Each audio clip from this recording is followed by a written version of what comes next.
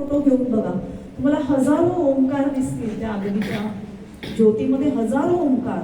तर हा ओंकार ना चराचरामध्ये भरलेला आहे. आणि महाराजांनी बालपणी सगळ्या भिंतीवर सगळीकडे जेव्हा ओंकार लिहिला तेव्हा म्हणाले सगळीकडे ओंकार आहे, पाय कुठे ठेवायचा माहीत नाही. तर असा हा ओंकार ध्वनी याच्याशी एकरूप व्हायची संधी आपल्याला दिली आहे. तो म्हणजे रोटा सेवा आहे.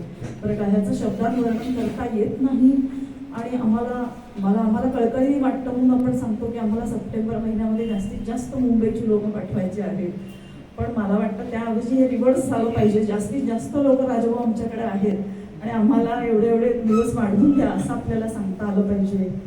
ही शिवपुरी आहे जिथे साक्षात शिव प्रकटले आहेत. जेव्हा 1969 साली हजारो वर्षानंतरचा महासोमयाग या पृथ्वी तलासाठी केला गेला, हा पर्यावरण सुसबद्ध व्हावं म्हणून केला गेला. बरं का, मलिनता निघून गेली. आपला देश पारतंत्र्यात होताच 42-44 पर्यंत अनेक देश पारतंत्र्यात होते. महाराजांनी शपथ घेतली आणि आपला भारत देश स्वतंत्र झाला आहे. 1947 साली 44 साली जी प्रतिज्ञा घेतली त्याच्यानंतरच देश स्वतंत्र झाला.